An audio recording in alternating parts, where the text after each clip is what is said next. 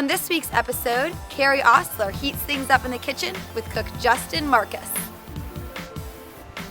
A professor talks about his quest to share his experience dancing through study abroad. Kathleen gives us some international fashion tips. And Ashley and I get an Irish step dancing lesson. All that and more only on eTalk.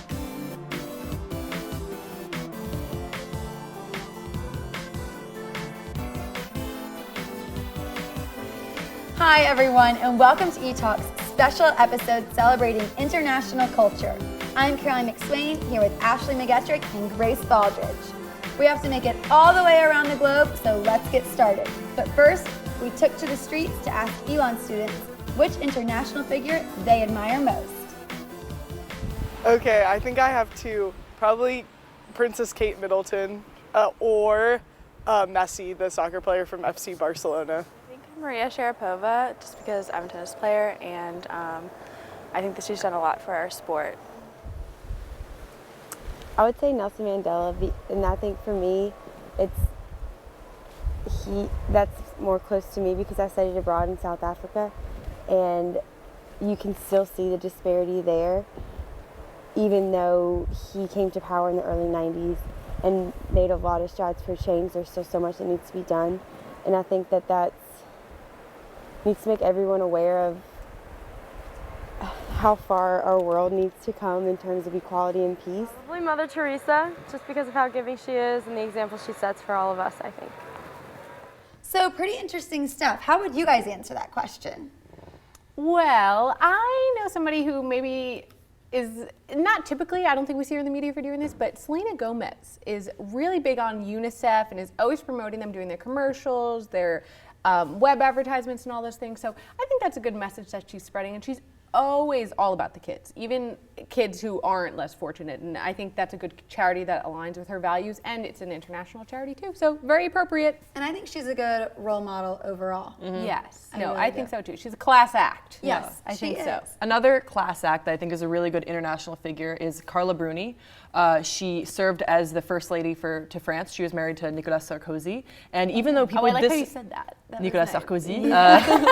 So even though people would maybe disagree with her husband's politics, they really liked Carla Bruni, and it might have something to do. She began as a model, so she, you have to have some composure, some class. Like we're talking a high-end model. Okay. And then she had this singing career, and she was this, but really like kind of in the style, kind of folksy singing, so not like a pop singer, and so people really liked her. Think like Adele, but with a guitar, kind of. So really popular in France, and then she became the first lady, and she's just been, brought a really classy touch to France, and being from Belgium, it's someone I respect a lot. Right, so you must be enjoying this international episode. Oh, huh? I'm loving you're from it. Belgium. I'm loving it. And I know you have something you want to discuss about the I former do. King of Belgium. I'm really excited that we're talking international this week because the King of Belgium has been in the news recently, and I've been wanting to talk about this. So he abdicated the throne, King Albert, which meant that he kind of stepped down. He was having some health problems, and everything was. We were like, you know what? That's a really good decision. Have his younger son will step up. But then he's been calling on the Belgian people and going to the Belgian government saying that his allowance went down when he abdicated. He was making he had an allowance as king, which was 9.2 million euros. And when he Not too shabby. Yeah, he was fine. And when he stepped down, it became, I believe, around $770,000. Horrifying. €7. And he has recently come forward saying that he really needs more money to help heat his castle and pay for the fuel on his yacht. Belgium, I love my homeland, but this is ridiculous. I think it's understandable. Those castles, they can get drafty, I think it can get kind of chilly in there. I think it's a reasonable request. I'm just kidding. My thing is, how do you even phrase that? Like, how do you go about thinking that's a reasonable request? I don't, but he went forward. He went on television. That's almost like Kanye West, Yeah.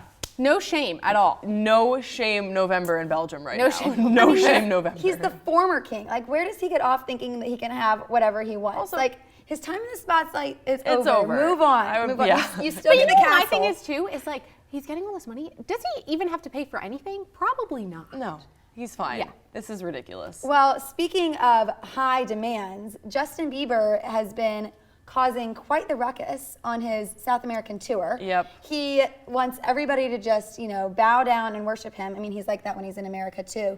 But he has been causing so many disturbances over there. He was caught doing graffiti. He was caught in a brothel. Soliciting a prostitute. Yeah, he was caught disrespecting the The- flag, yeah. all this stuff. Like, have you guys heard about this? Yeah, and even if you don't even watch the news, he Instagrams it enough that So true. Like you're It's- incriminating yourself. I don't understand how this kid gets away with it. Like, I don't know. It's ridiculous. just it's disgusting. It's 3 countries, 3 scandals. So he was in Colombia, and there was the graffiti. He was in Yes. Brazil, he got a prostitute. He was in Argentina, and he kicked their flag on stage. Yeah. Actually, it wasn't even kicking. He was like dragging it across the stage with his foot. And if you watch the video, you can hear the fans being like, "Oh yeah, there's the Argentinian flag on the stage. Oh no, what is he doing to the flag?" I know. This guy is always getting into trouble. I feel like every single week we're talking about the Biebs. And know now what? internationally, yeah. Speaking of international, send him back to Canada. That's what I have to say about I Bieber, know. Okay. But Ashley, you had something you wanted to bring up as well. Yes. So I know a lot of times we talk about Hollywood movies. So being appropriate this week, I thought I'd bring it over to Bollywood. Oh, yeah. And there's this new Jai movie. Ho. And it's all about the goddess Devi. And there's this huge scandal, and that the whole delay of the release of the movie has been put on hold because people are so offended that they would ever present Devi in this light.